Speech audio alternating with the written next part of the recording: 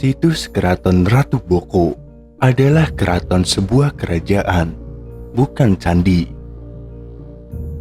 Ini terbukti dari arsitektur bangunan keseluruhan yang memiliki pintu gerbang, benteng, kaputren, tempat perabukan jenazah, pendopo, dan paseban.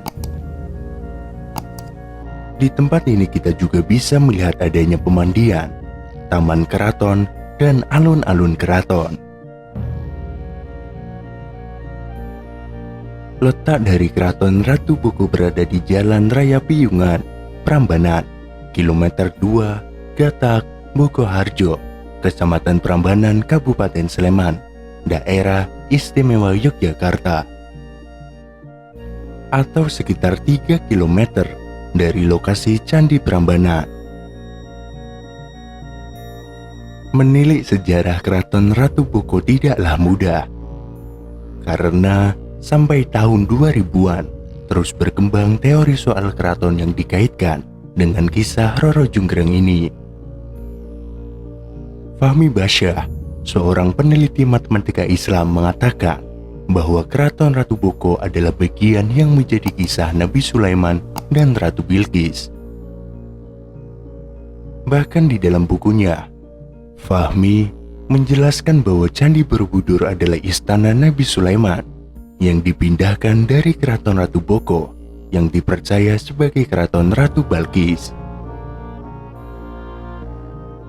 Pada penelitiannya, Fahmi bahkan meyakini bahwa negeri Sabah yang disebut dalam kisah Nabi Sulaiman dan Ratu Balqis sesuai dengan kondisi geografis Wonosobo,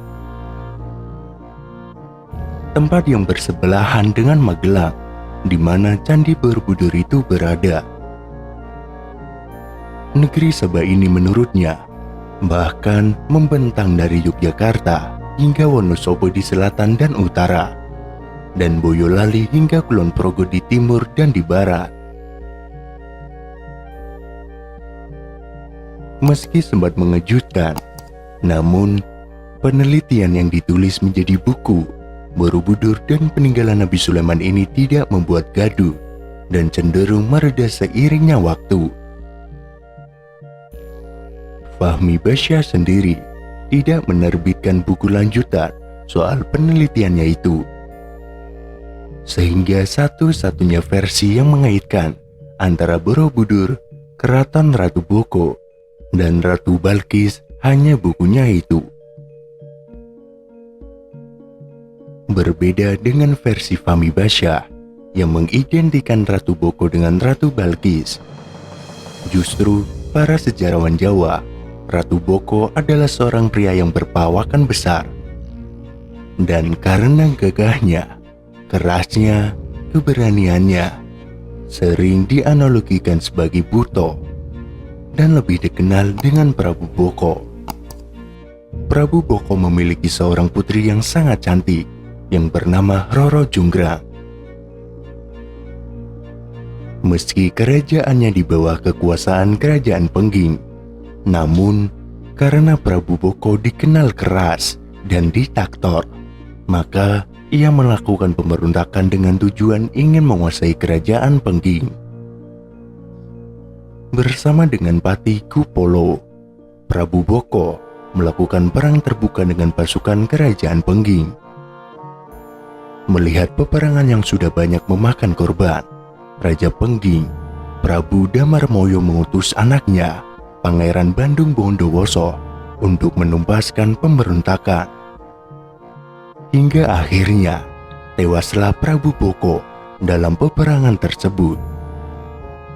Patih Kupolo pun lari kembali ke dalam Keraton Ratu Boko karena dikejar Bandung Bondowoso dan pasukannya. Di istana Ratu Boko, rupanya Bandung Bondowoso jatuh cinta dengan putri Prabu Boko, yaitu Roro Jonggrang, dan berniat untuk mempersuntingnya. Roro Jonggrang kemudian meminta syarat kepada Bandung Bondowoso untuk membangun sumur Jala Tunda dan 1000 candi dalam satu malam. Singkat cerita, setelah tinggal 1 candi lagi Roro Jonggrang membakar jerami di arah timur dan beberapa orang suruhannya menumbuk padi di Lesung. Hal itu membuat jin yang membantu pembangunan Candi Bandung Bondowoso tunggang langgang karena terangnya alam oleh bakaran jerami dan suara lesung serta kokok ayam tengah malam itu dianggapnya pertanda fajar sudah tiba. Gagallah rencana Bandung Bondowoso mencapai mimpinya mempersunting Ratu Roro Jonggrang. Imbasnya, ia menjadi murka dan mengutuk Roro Jonggrang menjadi bagian dari candi, sehingga Roro Jonggrang mematung menjadi batu. Bukti sejarah yang ada di Keraton Ratu Boko, Prasasti Abhayagiri, menjadi salah satu bukti otentik sejarah penggunaan keraton. Dalam prasasti disebutkan, seorang tokoh bernama Tejapura Napane Panamkarana yang dikenal sebagai Rangkai Panangkarana 746 sampai 784 Masehi yang merupakan Raja Mataram kuno. Minimnya catatan sejarah Jawa pada masa kini mengakibatkan adanya dua penafsiran soal Raja Mataram kuno ini. Ada yang berasumsi bahwa Rangkai Panangkaran berasal dari bangsa Sailendra atau Buddha. Dan juga ada yang mengatakan berasal dari bangsa Sanjaya atau Hindu. Namun, dalam prasasti Abhayagiri disebutkan soal kawasan wihara di atas bukit yang dinamakan Abhayagiri Wihara atau wihara di bukit yang bebas dari bahaya. Rangkai Panangkaran mengundurkan diri sebagai raja karena menginginkan ketenangan rohani dan memusatkan pikiran pada masalah keagamaan. Salah satunya dengan mendirikan wihara yang bernama Abhayagiri pada tahun 792 Masehi yang dikenal dengan Keraton Ratu Boko ini. Dari prasasti tersebut dapat disimpulkan bahwa Rangkai Panangkaran menganut agama Buddha. Terlebih ada bukti arca Dhyani Buddha di keraton tersebut yang menarik. Di keraton ini ditemukan pula unsur-unsur agama Hindu dengan adanya arca Durga, Ganesha, dan Yoni.